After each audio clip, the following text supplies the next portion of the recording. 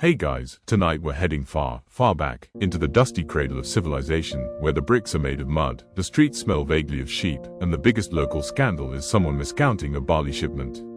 You're in ancient Mesopotamia now.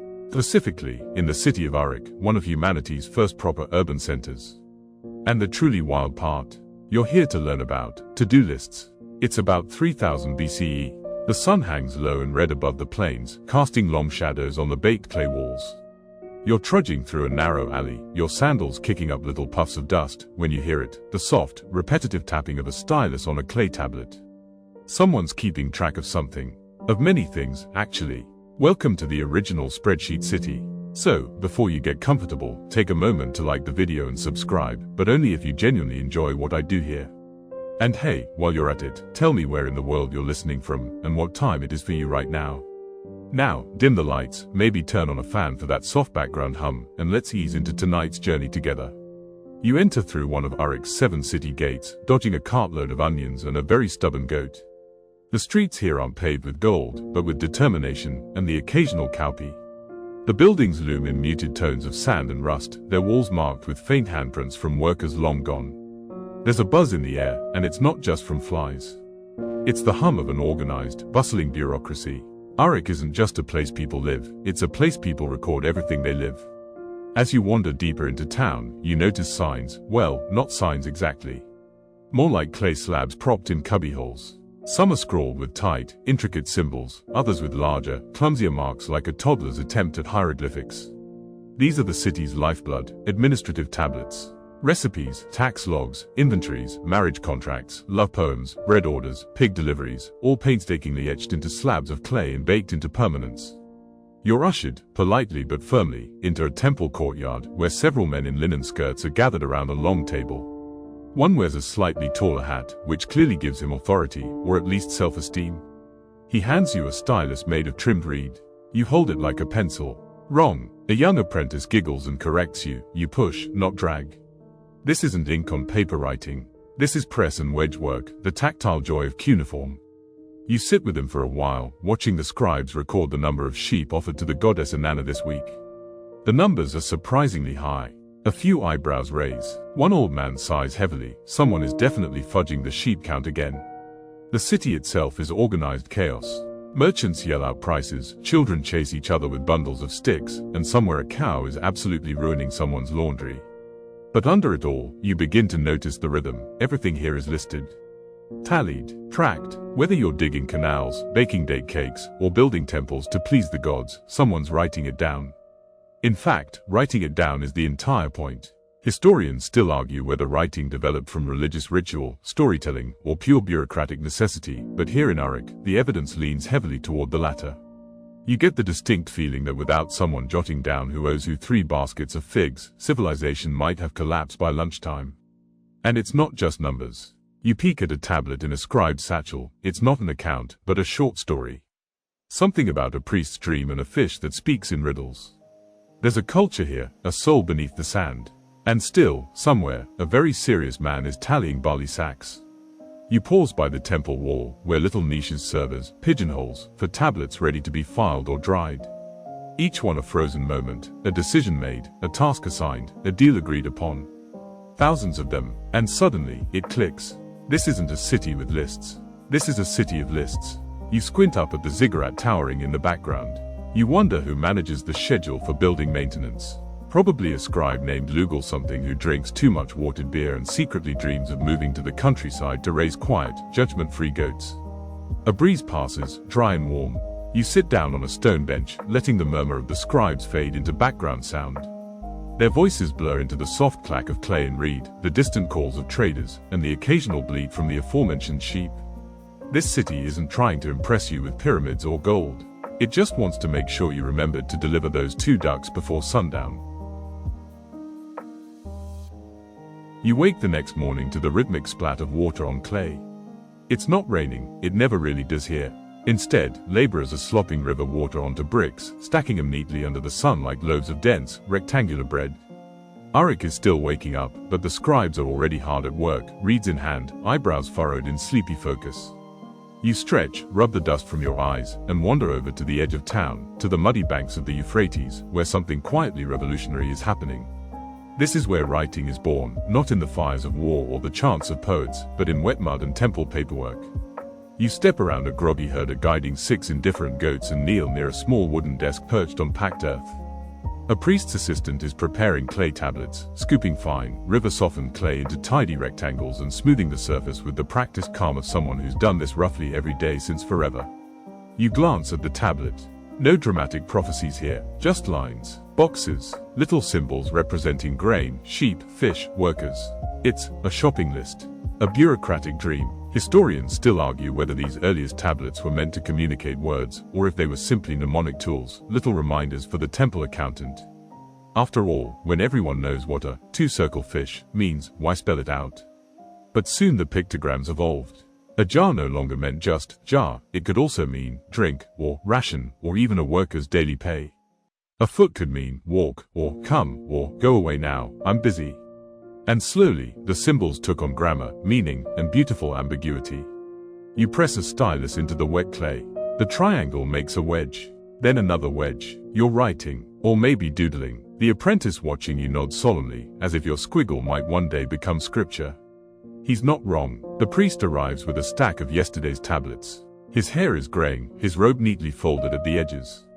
He's flanked by a guard holding a ledger, not for protection, but to remind him about the barley shipment due before dusk.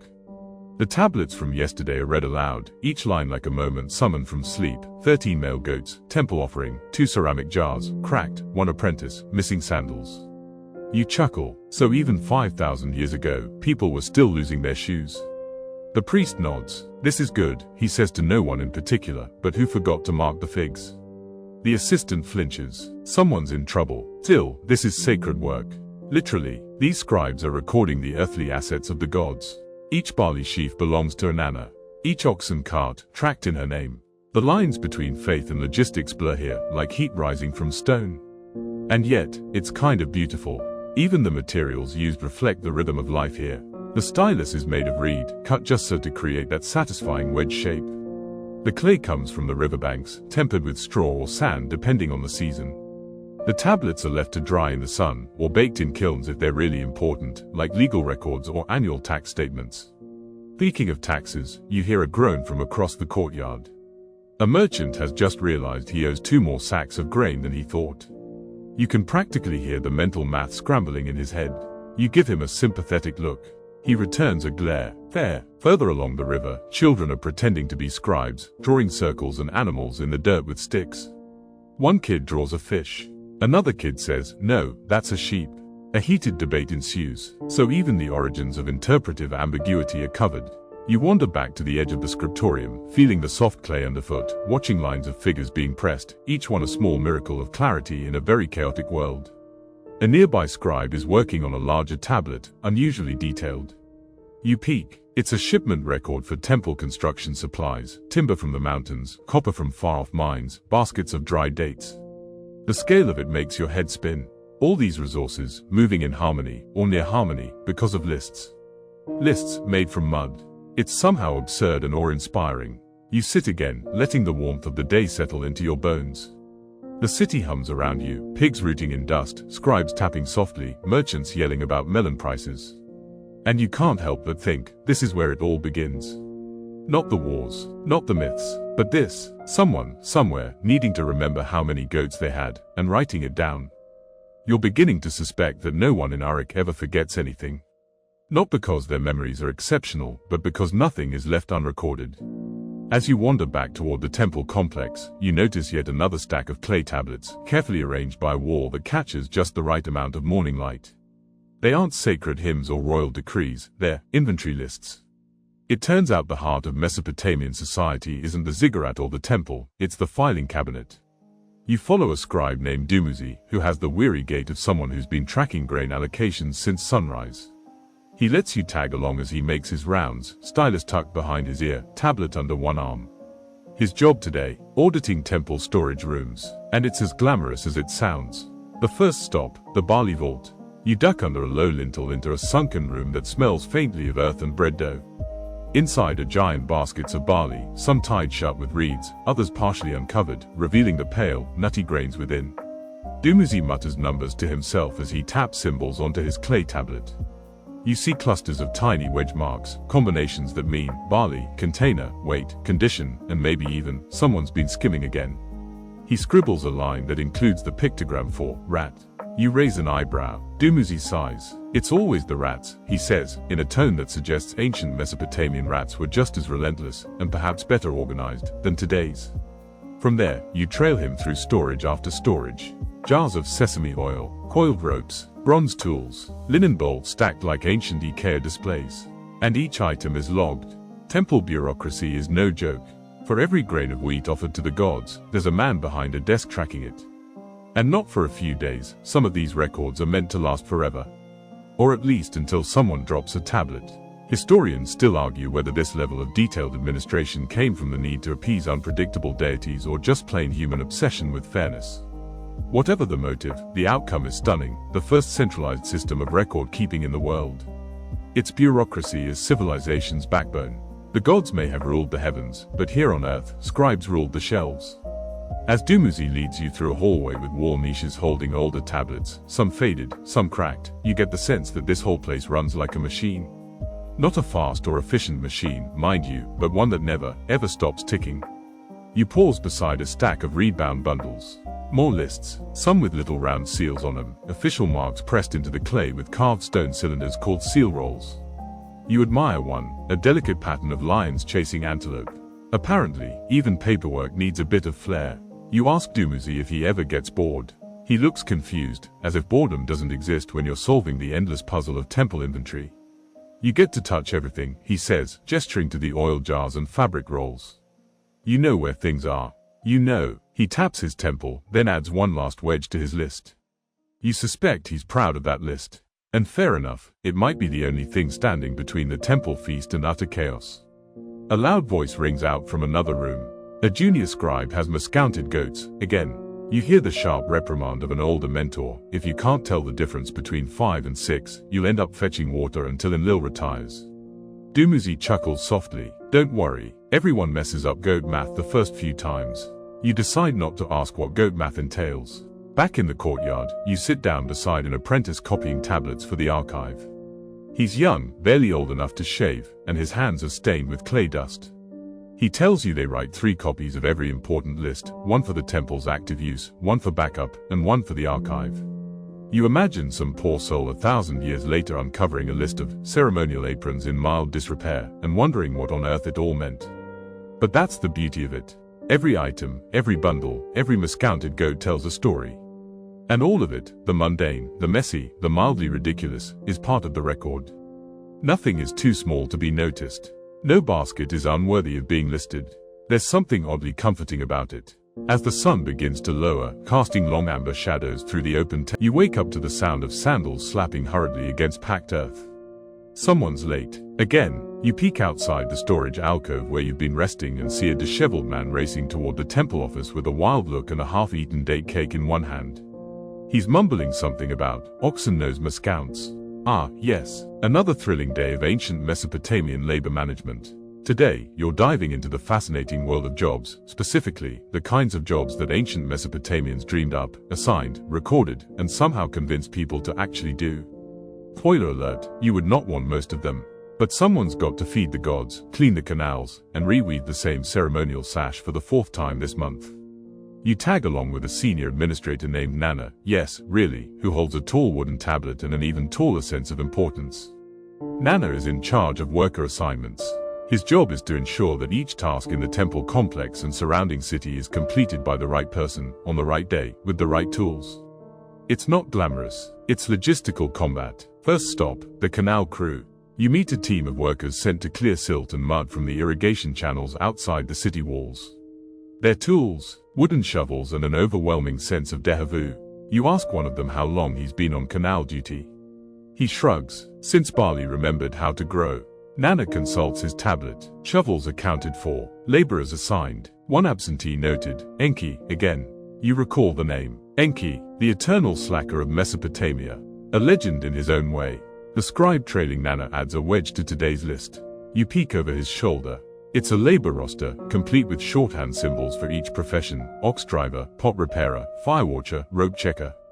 You pause at reed straightener. That's a job. Apparently, yes. Someone's entire role is to make sure temple reeds remain straight. Historians still debate whether this was ceremonial or just an extreme example of administrative overreach. Either way, there was a list for it. You move on to the weaver's workshop. The air smells of lanolin and burnt flax. Women and a few older men sit at low looms, fingers moving in a hypnotic rhythm. Here, fabric isn't just clothing, it's currency, offering, and record. Each length is tagged with a clay token, its width, its use, and, most importantly, who made it. The head of the workshop, a stern woman named Salmatu, proudly shows you her logbook. It's a flat tablet covered in orderly rows. She tracks her workers' hours with little sundial icons and notes any errors with tiny pictograms of broken thread. One entry even includes a rather creative image of a loom in flames. She winks. Just once, she says, but people remember. Elsewhere in the city, more roles emerge: pot carriers who transport hot ceramic jugs from the kilns to cool sheds. Palm tree climbers, whose calloused feet grip trunks like sandals. Gate measurers, who ensure city entrances remain exactly the same width they've always been, because, change is terrifying. It's overwhelming, and it's everywhere. You pass a man who appears to be sniffing amphorae of fish. He catches your stare. "Spoiled or sacred," he says solemnly. You nod slowly and walk away. Of course, not every job was so obscure.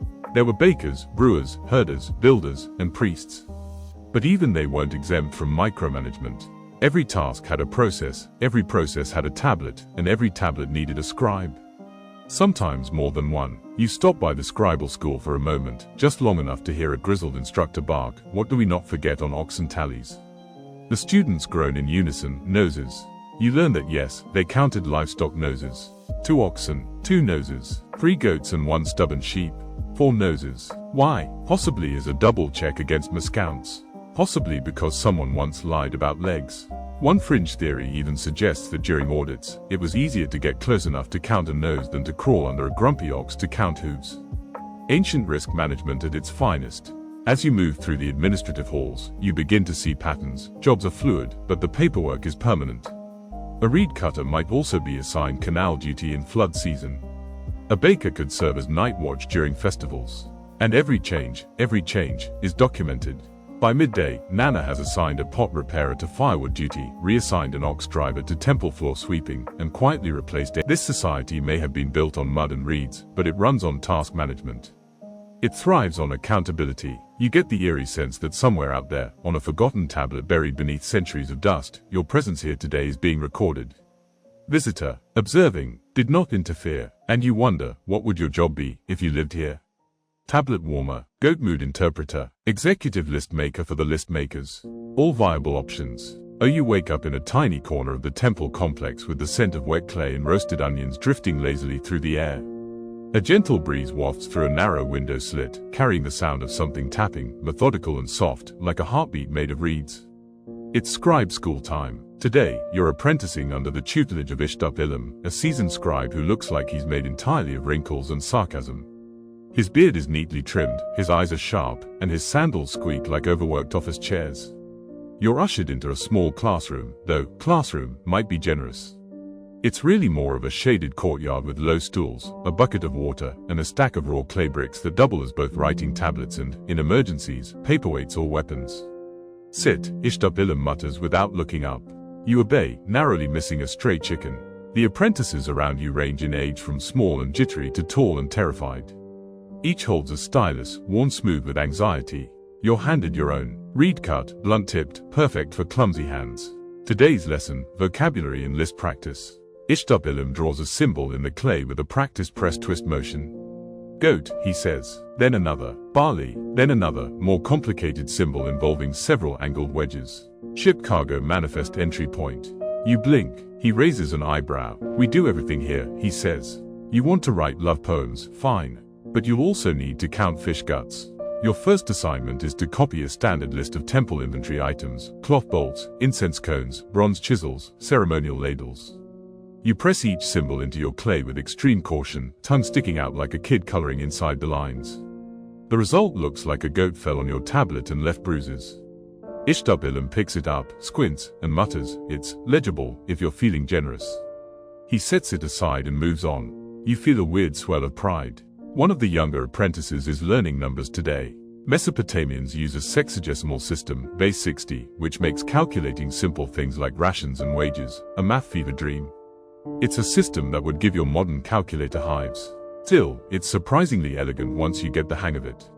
60 is evenly divisible by 2, 3, 4, 5, and 6. So when you want to divide a loaf of bread among 4 priests and 3 temple singers, you can.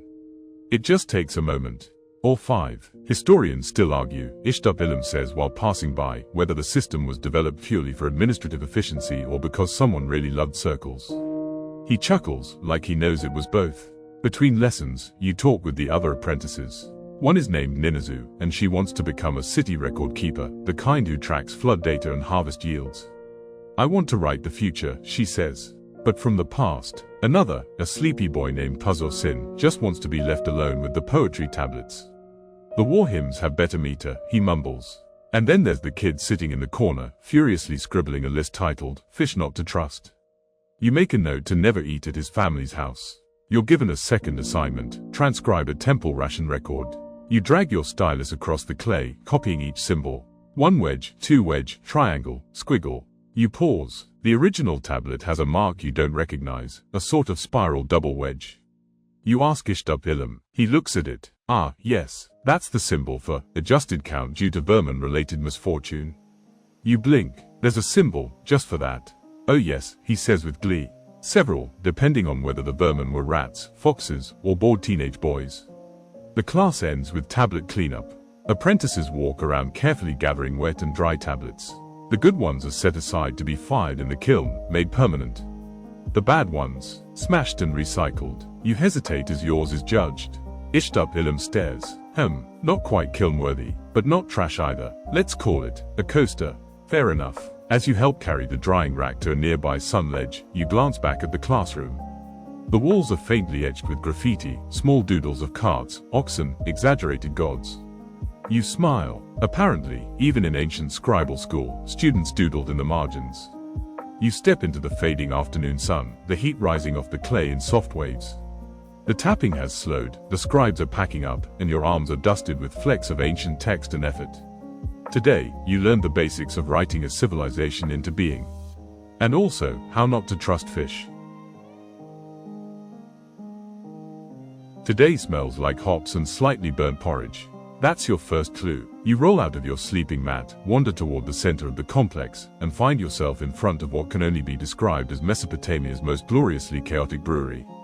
A mix of shouting, laughter, and the occasional splash echoes from within. It's time to learn why, in this ancient world, beer was basically currency. And no, you didn't mishear that. In the soft amber glow of early morning, you follow a small caravan of workers delivering jars, tall, narrow ceramic vessels with reeds poking out like strange floral arrangements.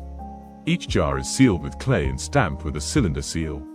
You lean in. The imprint shows a man drinking through a straw, surrounded by what might be barley stalks or possibly very excited worms.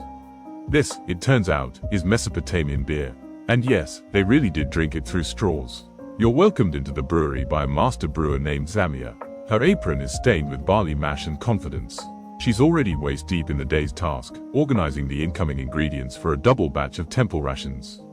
"It's a big feast week," she says, shouting over the bubbling of fermentation jars. The gods want offerings, the workers want payment, and everyone wants beer. And in Uruk, beer is not just for fun, it's part of the wage system. Laborers, scribes, builders, and temple staff are all paid in quantified daily beer rations.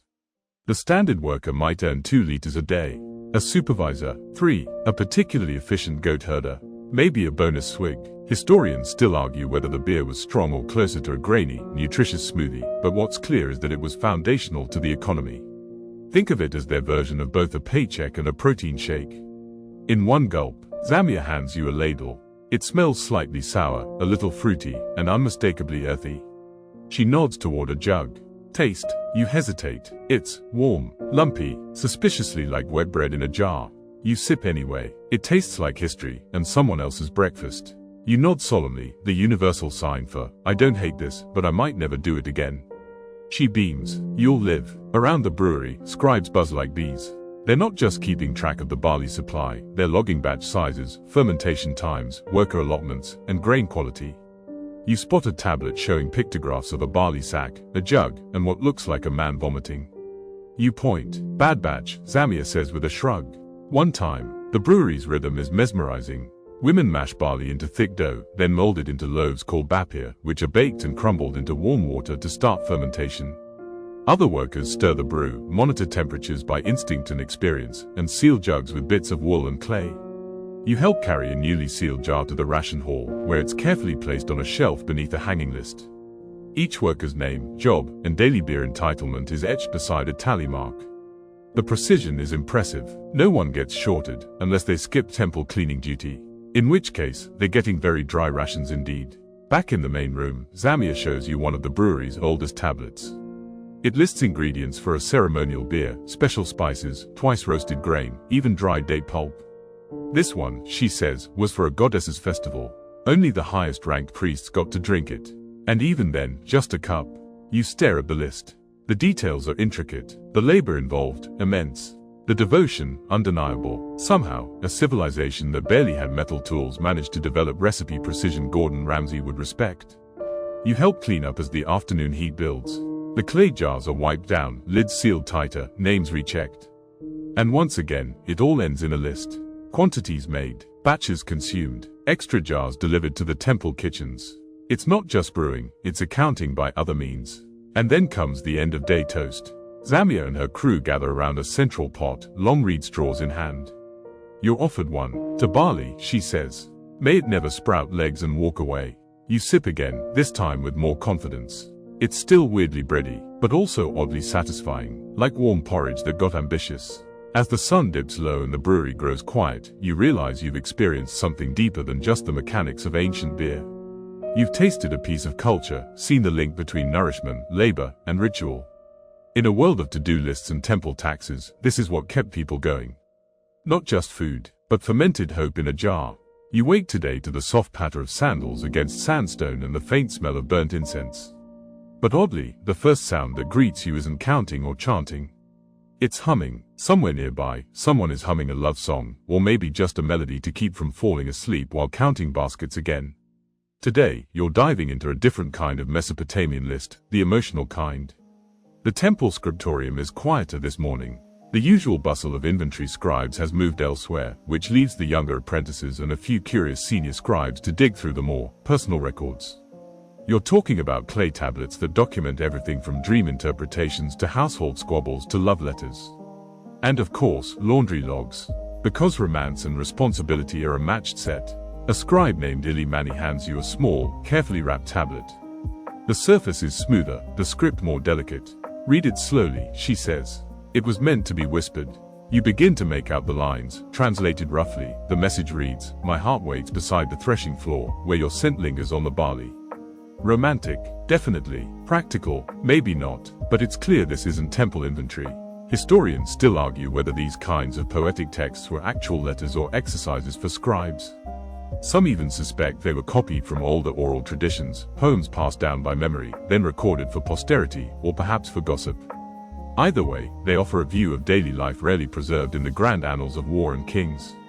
You read on. Another tablet, a wife scolding her husband for bringing home the wrong fish again. One more, a man requesting 3 clean tunics before his visit to a lady of music. That's probably not a euphemism. Probably. The mix of practical and emotional writing is oddly comforting.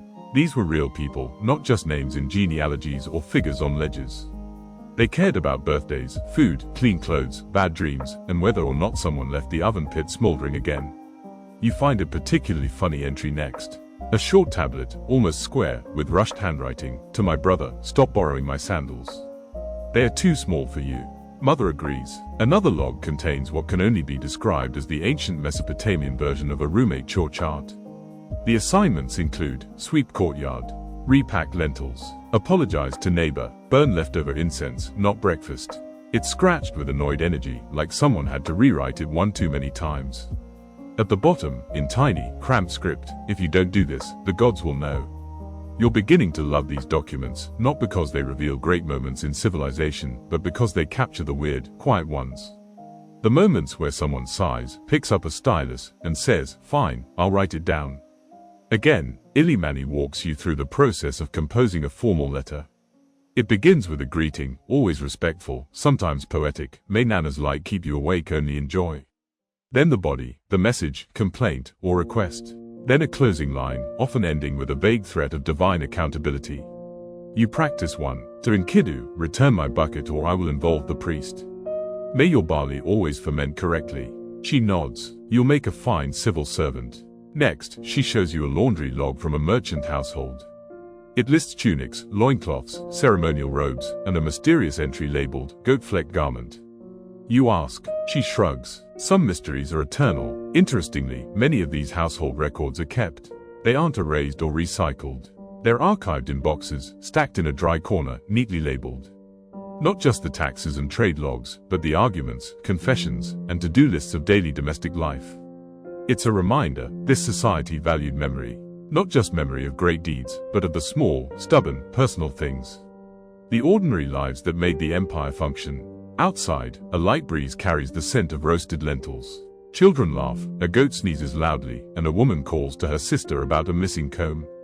You sit down with a damp piece of clay and scratch a final line for the day. Today I wrote about sandals and barley. It was enough. You blink awake to the gentle clink of counting stones and the surprisingly soothing rhythm of multiplication tables being recited aloud.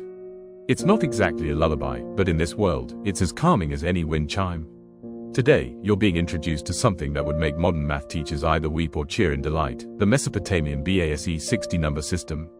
Yes, 60, not 10, not 12, 60. You're back in the scribal school courtyard, where today's lesson is math, not just any math, but the kind used to measure land, divide bread, track planetary motion, and yes, calculate exactly how many fish rations one brickmaker deserves if he skips a shift.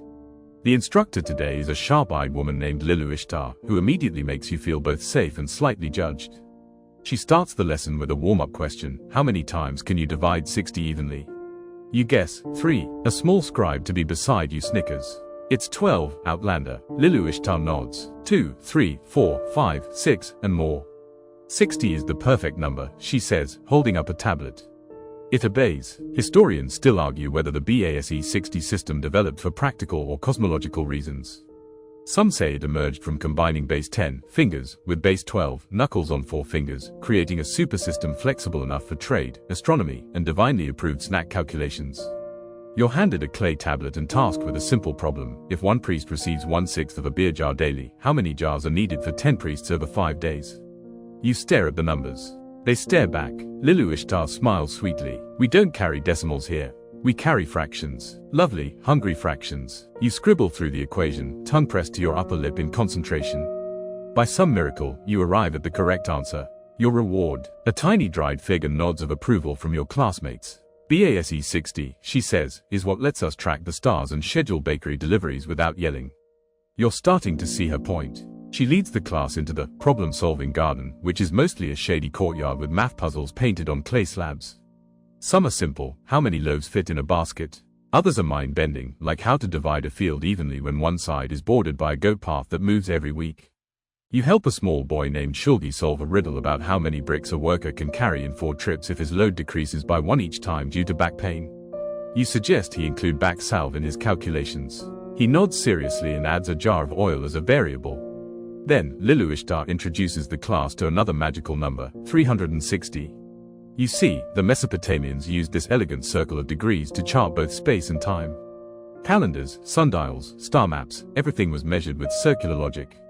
You peek at a star chart tablet. It looks like a pizza made of triangles and symbols, designed not to feed you, but to remind you when the god Nana will be most annoyed if you miss temple choir. Further down the path, you see a record of a bread-baking operation, 72 loaves, evenly divided among 9 priests, with each loaf weighing exactly 1/3 of a talent. It's part recipe, part math problem, part dietary manifesto. You begin to appreciate the harmony of it all. Numbers aren't just tools, they're divine grammar. The gods may speak in riddles, but the scribes translate them into columns and rows. One apprentice shares a tablet he's been working on, a problem involving oxen, wagon wheels, and the distance covered in a day. You spot a clever trick. He uses the number 360 to estimate circular turns. Geometry, he whispers, proud. Don't tell the priests, they think it's magic. You laugh, but he's not wrong. Magic and math are closely linked here. Predicting an eclipse, calculating the rising flood, scheduling the next barley festival, it's all math, cloaked in ritual. You end the day back under the awning of the courtyard, sipping cool water and massaging your clay-stiff fingers. Your brain is full, but strangely soothed. The world makes a little more sense when you think in 60s. There's something hypnotic about its balance, its roundness, its refusal to be messy. As the stars begin to blink overhead, you lie back and imagine them plotted in a perfect grid, each one a coordinate, each flicker a fraction. You whisper a quick thanks to the number 60, and maybe also a quiet apology to your modern calculator, which never knew such elegance. You rise before the sun today, not by choice, but because the temple bell, which sounds suspiciously like someone banging a pot with a ladle, has declared it's time to discuss calendars. Not just any calendars, mind you, Mesopotamia's moon-based timekeeping system, which affects everything from your sleep schedule to your work week to when you're allowed to eat cake at temple festivals. You meet your guide for the day, an elderly timekeeper named Nebuzedda. His beard reaches his chest, his eyes are roomy but alert, and he seems to be made entirely out of dry wit and second-hand wisdom. You sleep too much, he grumbles, handing you a waxy fig.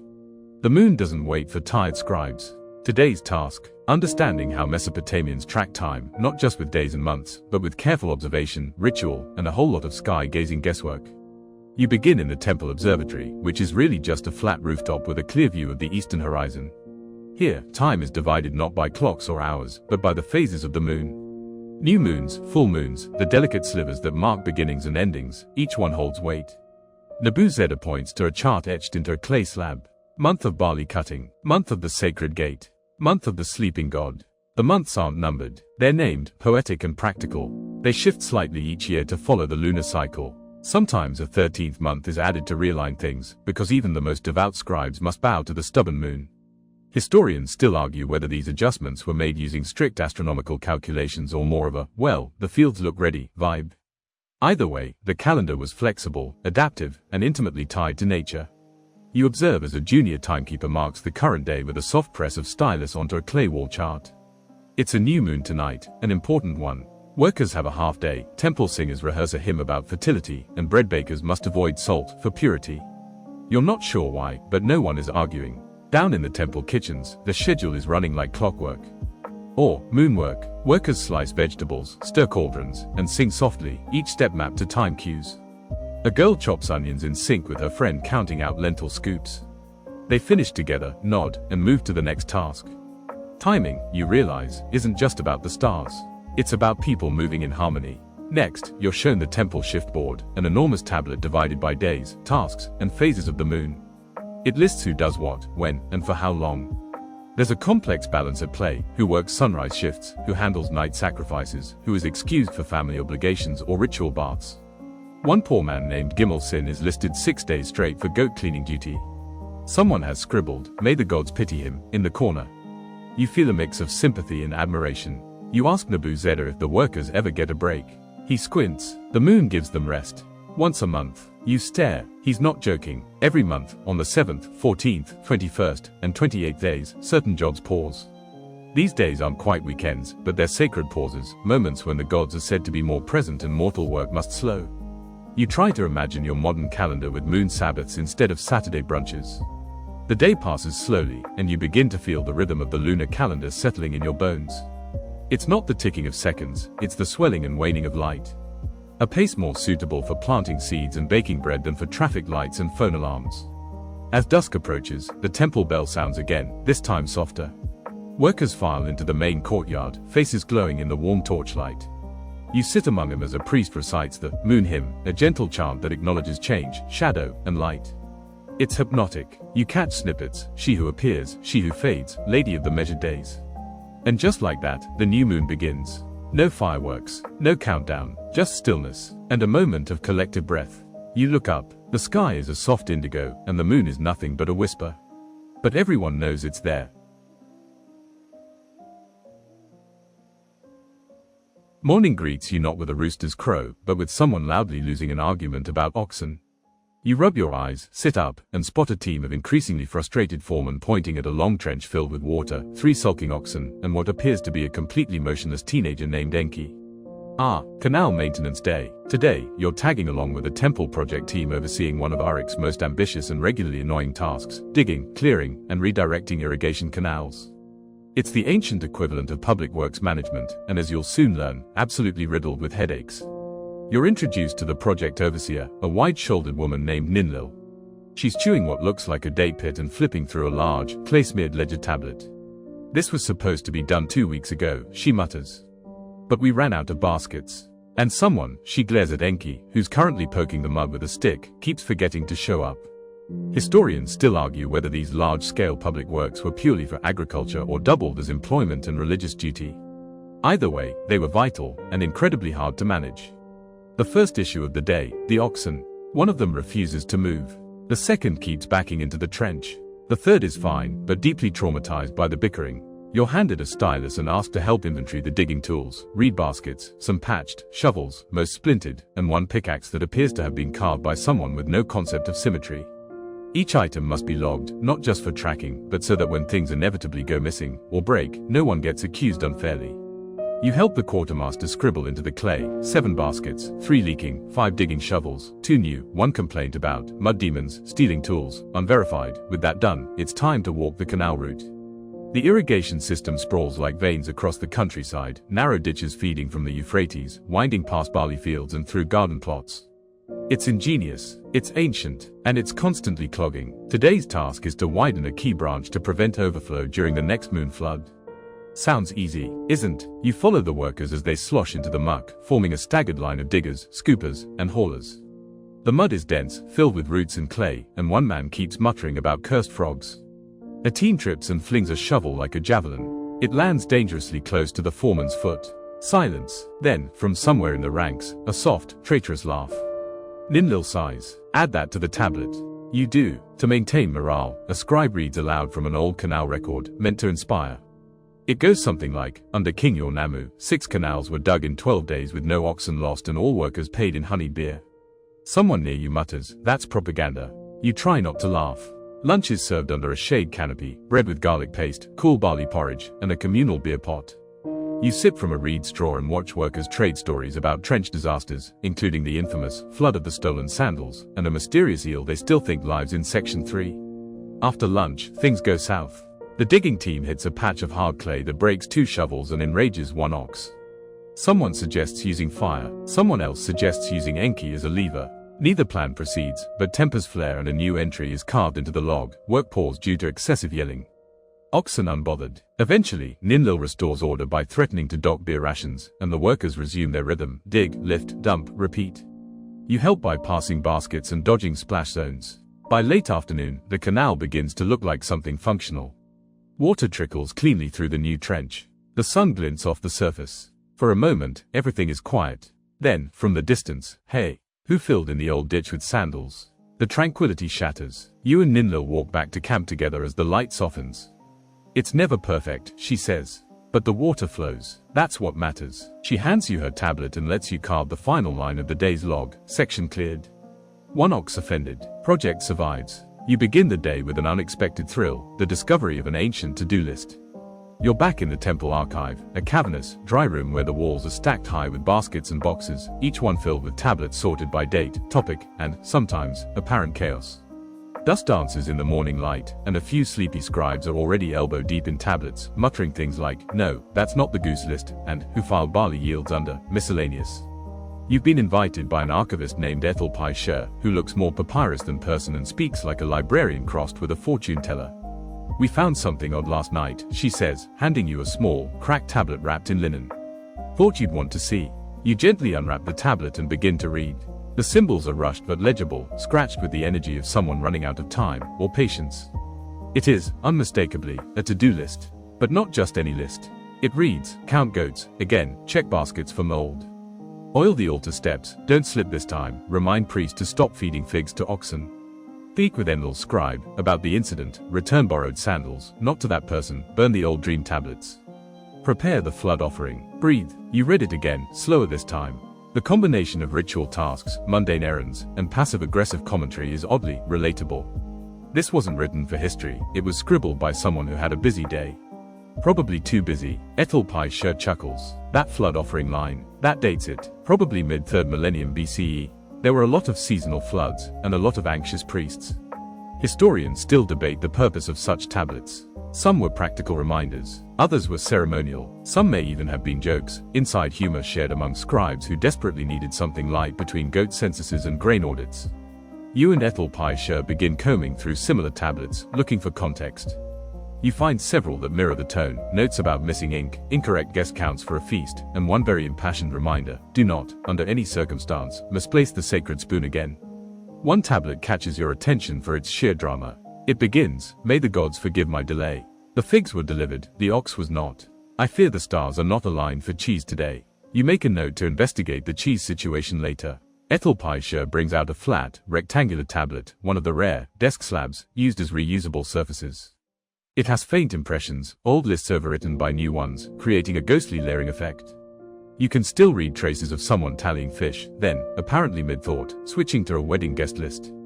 You ask about that line, "Return borrowed sandals," not to that person, and she grins. Probably a scribe feud. We've all had one. There was once a 3-week Cold War over missing styluses. You start to appreciate how much personality leaks into these tablets, even within strict formatting. The medium might be clay, but the emotion is universal. A late delivery, a forgotten ritual, a snubbed cousin, a list made not to glorify the gods, but to survive the day. You spend the afternoon helping copy a few of the more legible lists onto fresh tablets for preservation. The process is meditative. The clay is cool and pliant. The stylus presses cleanly, each wedge a small act of translation. Eventually, Ethel Pye leaves you alone with a final task: refile the morning's discoveries. You place the incident list under domestic affairs, personal records, humor, and step back, satisfied. You pause at the entrance to the archive. Looking back, it all seems like a very organized maze. But to the scribes, it's a map of memory. A log of life. Not epic battles or sweeping laws, but the quiet persistence of people who wanted to get through the week with the dignity, oxen, and footwear intact. Before you leave, you scratch a quick note into your own clay scrap, just for fun. To do, thank Ethel Pye. Don't slip on altar. Remember to breathe. You set it on the shelf. It fits right in. You wake today to the sound of someone whispering urgently just outside the temple storeroom. Don't tell her I said that. Then a soft giggle. Then the unmistakable scrape of someone backing away quickly with a tablet under their tunic. Ah yes, it's time to explore the least formal but most human part of any well-oiled bureaucracy: gossip. Today, you're invited behind the curtain, not literally, but close, to sit in on the temple break hour, which, despite being unofficial and undocumented, may be the most informative hour of the day. The scribes call it read rest, and it's when styluses are put down, dust is wiped from hands, and whispers get louder than work. You settle near a cluster of junior scribes, all nursing barley cakes and warm beer.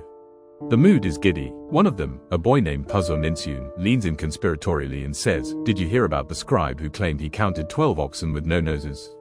Gasps, chuckles. One girl chokes slightly on her beer. No noses. He'll be counting fish scales for a month. You find out this is a running joke. Anytime someone messes up their math or forgets a tally mark, they've misplaced a nose. There's even a small doodle etched into a nearby bench, a stick figure ox with a big frown and an empty space where its snout should be. This is what the official records don't show, that while the city may function on rules and lists, it runs on snide commentary, inside jokes, and occasional stylus theft. You're shown another popular pastime, tablet bingo. Someone created a grid game involving common phrases found in records, like defective basket, goat escaped again, and see complaint filed last moon. Whenever one of these pops up during work, scribes mark it with a grain of barley. First to fill a row wins a stolen fig. You ask, what's the prize if someone gets the whole board? Respect, says Puzo Ninsun solemnly, but mostly bragging rights. You walk through the scriptorium and start to see the signs of quiet rebellion.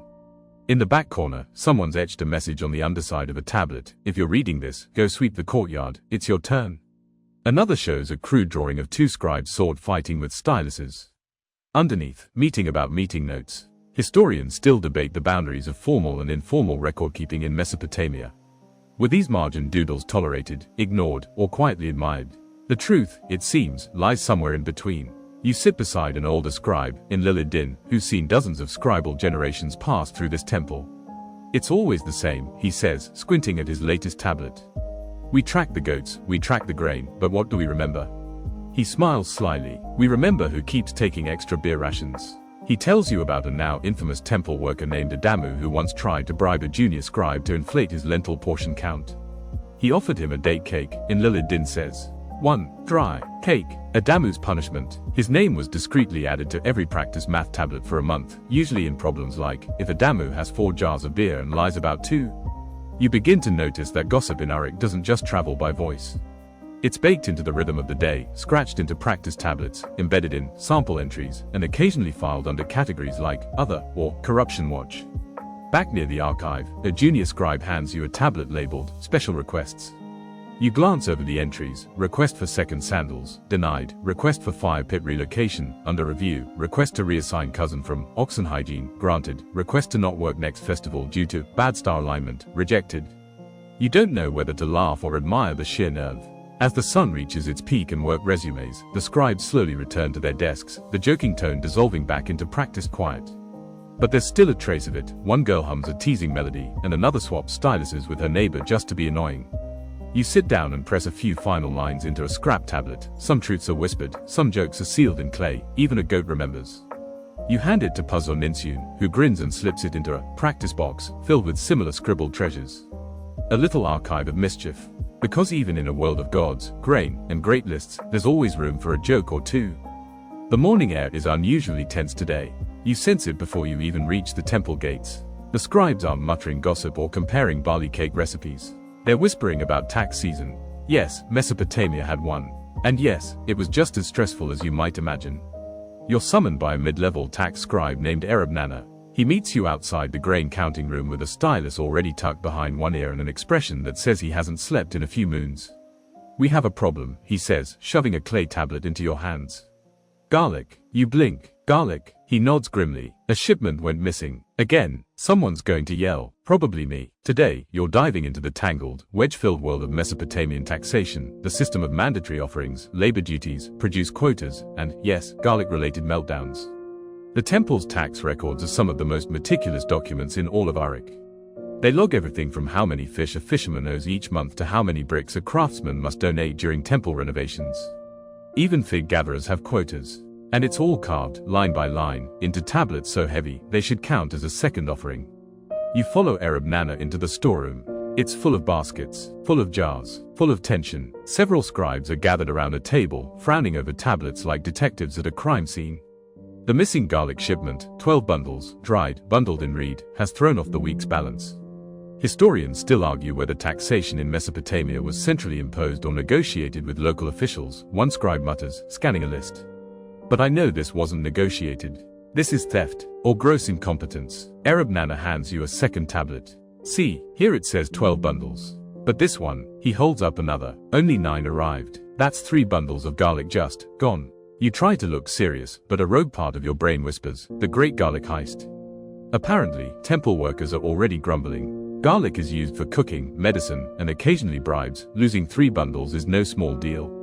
You help tally recent entries: 4 bricks, cracked, 2 baskets of dried fish, smelled, off, 9 bundles of garlic, supposed to be 12, 1 stylus, missing, again. To make matters worse, a scribe named Ibisin drops his stylus mid-entry and shatters a corner of the tablet. He groans. That's the 3rd this week. You write a quick note: stylus breakage, possible curse. No one laughs. You tag along with Arab Nana as he delivers a preliminary report to the head temple accountant. The accountant listens, chewing on a dried plum, then says flatly, check the northern storeroom. Last year, we lost 20 onions there for a month. Found them under a robe. Sure enough, a quick search of the dimly lit northern storehouse reveals a suspicious pile of dusty bundles. Garlic, all 12. The scribes cheer. A priest in the corner mutters a prayer of thanks to Ninkasi, goddess of herbs and minor inventory crises. Still, the paperwork must be updated.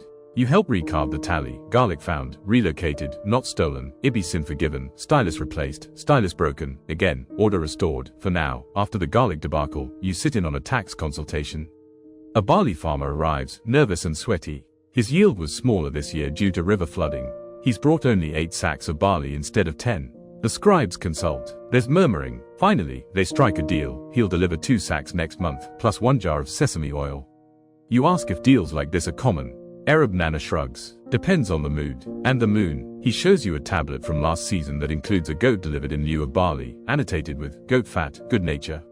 Acceptable substitute. That evening, the day's final tax tally is read aloud in the temple courtyard, an ancient ritual combining bureaucracy and performance. One scribe reads, another holds up symbols as visual aids. It's half accounting, half awkward play. You listen to the list: fish delivered, 117. Bricks received, 203. Garlic adjusted, resolved. Styluses broken, 3. Goats donated, 6. One feisty. As the crowd disperses, Arab Nana sighs deeply. It's over. Until next month. You offer him your leftover fig. He nods gratefully. One less thing to log. You smile, thinking of all the modern spreadsheets that will never get read aloud by torchlight. And all the garlic that will never go missing under a robe. This morning, your sandals crunch across something odd, grit mixed with broken shards of clay. You pause, squint, and realize you're standing on the remains of ancient paperwork. Cracked, dried, discarded. Someone didn't fire their tablet. Someone let a draft dry out of order. Or maybe, someone said the wrong thing about Enki again. Today, you're stepping into the vaults beneath the temple complex. Not the treasure vaults, not the sacred chambers, the archive. Here, information is currency. Rows upon rows of boxy cubicles, shelves carved into mud brick walls, stretch out like a quiet labyrinth. Each nook holds bundles of clay tablets stacked by topic: land sales, labor rosters, food logs, legal disputes, dreams, complaints, prophecies, party planning, and at least one entire section labeled Misc. Goats. You're met by Damkina, the chief archivist. She's short, fast-moving, and somehow covered in both dust and authority. Welcome to the library, she says. We don't whisper because of rules. We whisper because it's easier to think. You follow her into the deeper chambers, where the light thins and the air grows cool. This isn't just storage, it's preservation, and you quickly learn Mesopotamians didn't archive randomly. They developed complex systems to keep their clay memories organized and, critically, retrievable. Each tablet bears markers: the name of the scribe, the intended recipient, the topic, and sometimes a small clay tag with a symbol. These tags act like ancient bookmarks, tied to the tablet with string or nestled alongside it. Some bundles even have covers, flat tiles etched with summaries like land transfers, West Quarter, 22nd year of King Shulgi. It's methodical, soothing, until Damkina finds a mislabeled box. She growls, pulls the bundle down, and opens it. These are barley records, not ritual song requests. A junior archivist flees in terror. You help resort. It's oddly satisfying. The rhythm of touch, glance, read, replace. You place one tablet in its correct box, right between temple roof repairs, year 10 and wages paid in pomegranates. You ask how long tablets are kept. Damkina shrugs. Forever, unless they crack, or get eaten by dogs. Or the next scribe decides to reorganize. She shows you a clay box sealed tight with mud and stamped with 7-cylinder seals. This, she says, has not been opened since my grandfather's time. It's labeled, do not check until bad stars pass. You step back, just in case. One corner of the archive is reserved for semi-legible tablets, ones with smeared ink, broken corners, or writing so rushed it might as well be chicken scratches. One such tablet reads something about fish, probably taxes, or dreams. Historians still argue whether these kinds of damaged tablets were meant to be copied, discarded, or treated as sacred objects. In Uruk, they're mostly just treated with respectful confusion. You sit beside a work table and help clean a few old slabs with a damp cloth and soft brush. The symbols re-emerge slowly, wedge by wedge, as if waking from a long sleep. One tablet records a loan of one fine goat and accompanying rope. Another logs a kitchen fire and blames it, quite clearly, on a man named Lugal Era. You chuckle. Damkina grins. He shows up a lot. You begin to wonder how much of a person survives through these tablets. Their choices, their debts, their tiny acts of mischief, their receipts and regrets. In one box labeled personal correspondence, humor, unfiled, you find a gem. If the goddess sees fit to grant us bread, may she also grant a nap. If not, I will take one anyway. You copy it onto a scrap tablet, just for yourself.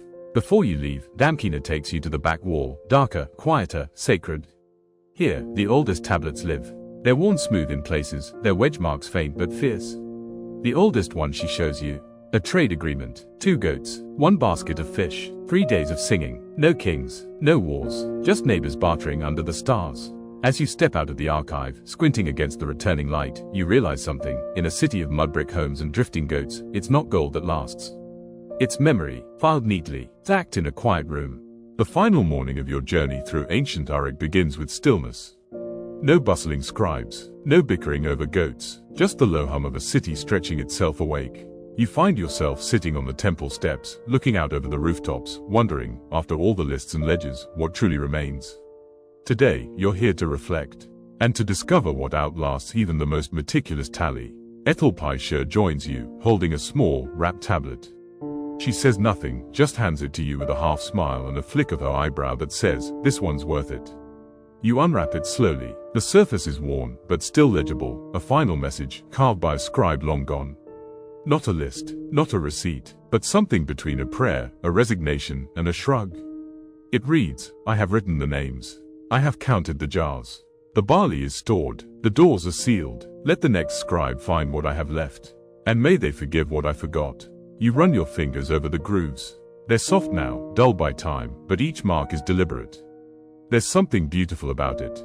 Not just the words, but the acceptance. The gentle truth that even in a world ruled by records, some things will always slip through. You spend the day walking through the city, one last loop. Past the workshops where cloth is folded with a rhythm as old as breath.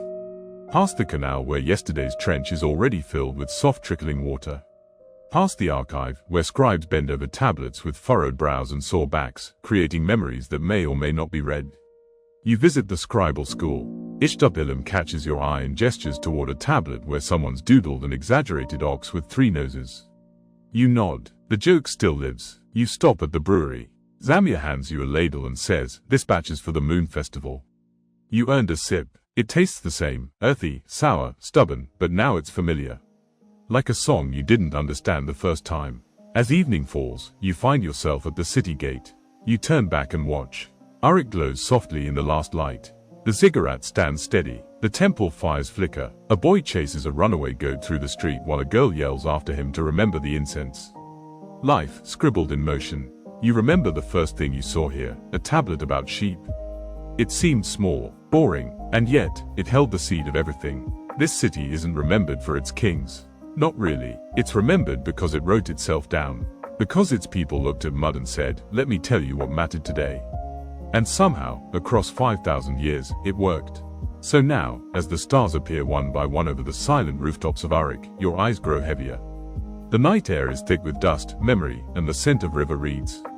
Even the city, so obsessed with lists and schedules, begins to exhale. You lie down on a woven mat under the shadow of the temple. Somewhere nearby, a scribe is still working, scratching one last line into the day's final tablet.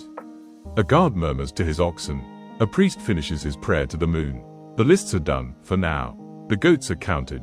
The garlic's been found. And Enki, bless him, probably showed up eventually. The soft clatter of styluses has stopped. The reed pens rest in clay pots.